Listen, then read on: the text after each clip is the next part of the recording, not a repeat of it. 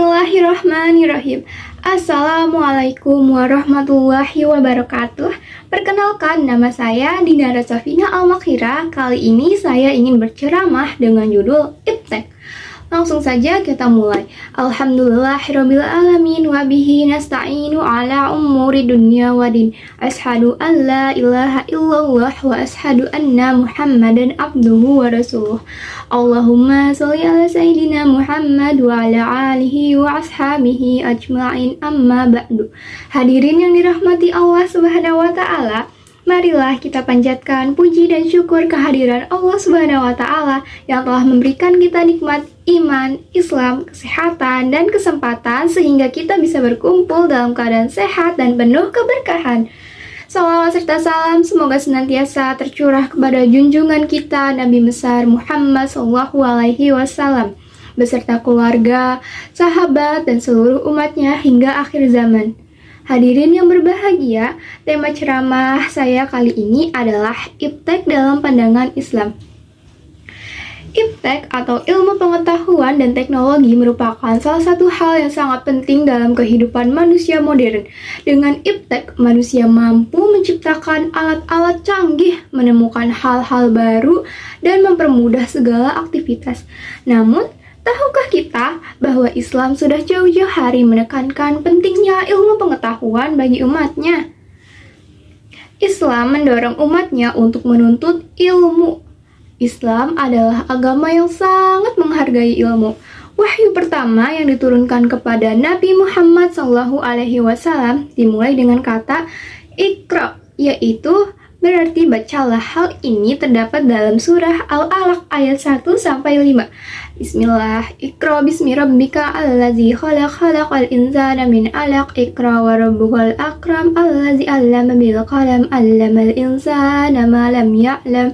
Artinya, bacalah dengan nama Tuhanmu yang menciptakan. Dia telah menciptakan manusia dari segumpal darah. Bacalah, dan Tuhanmu lah yang maha pemurah, yang mengajar manusia dengan benar. Dia mengajarkan manusia apa yang tidak diketahuinya. Dari ayat ini kita belajar bahwa menuntut ilmu adalah perintah langsung dari Allah Subhanahu wa taala. Maka siapapun yang mencari ilmu sejatinya sedang menjalankan ibadah. Ilmu dan teknologi dalam sejarah Islam.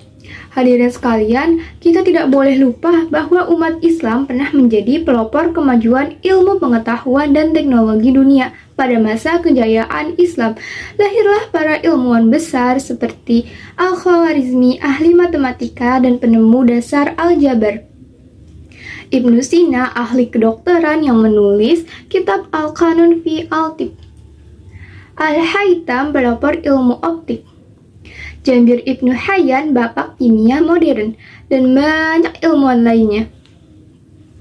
Mereka belajar, meneliti, dan menciptakan berbagai penemuan bukan untuk kesombongan, tetapi sebagai bentuk rasa syukur dan ibadah kepada Allah Subhanahu wa taala. Mereka percaya bahwa mempelajari ilmu alam berarti mengenal kebesaran Sang Pencipta. Tujuan Iptek menurut Islam. Hadirin yang dimuliakan Allah, dalam Islam tujuan utama dari ilmu dan teknologi adalah kemaslahatan umat manusia. Iptek harus digunakan untuk hal-hal yang baik seperti menolong sesama, menyembuhkan penyakit, meningkatkan kesejahteraan, menjaga alam, dan menegakkan keadilan. Namun, jika ilmu dan teknologi digunakan untuk hal-hal yang merusak, menipu, atau menimbulkan kehancuran, maka hal itu sangat bertentangan dengan ajaran Islam. Keseimbangan antara Iptek dan iman. Islam tidak menolak kemajuan, tapi menuntut keseimbangan antara ilmu dan iman. Tanpa iman, ilmu bisa disalahgunakan. Tanpa ilmu, iman bisa tertinggal. Allah Subhanahu wa taala berfirman dalam surah Al-Mujadilah ayat 11, Yarfa'illahu allazina amanu minkum wallazina utul ilma darajat. Artinya, Allah akan meninggikan derajat orang-orang yang beriman di antara kamu dan orang-orang yang diberi ilmu pengetahuan beberapa derajat.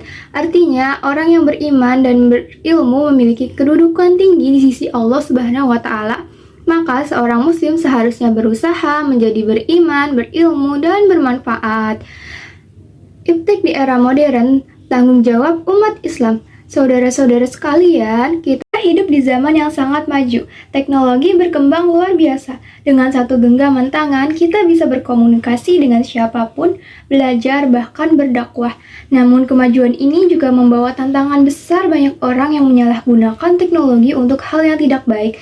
Karena itu, umat Islam harus bijak dalam menggunakan iptek. Gunakan teknologi untuk belajar, berdakwah, dan berbuat baik. Gunakan media sosial untuk menyebarkan kebaikan, bukan kebencian. Gunakan kemajuan ilmu untuk menolong sesama, bukan untuk merugikan orang lain. Jika digunakan dengan niat yang benar, teknologi bisa menjadi jalan ibadah dan sarana dakwah yang luar biasa. Hadirin yang dirahmati Allah, dari pembahasan tadi dapat kita simpulkan bahwa Islam sangat menghargai ilmu pengetahuan dan teknologi. Iptek harus digunakan untuk kemaslahatan umat manusia. Ilmu harus diiringi dengan iman dan akhlak yang baik. Rasulullah Shallallahu Alaihi Wasallam bersabda, "Khairun nas anfa'uhum linnas." Artinya, sebaik-baik manusia adalah yang paling bermanfaat bagi manusia lainnya.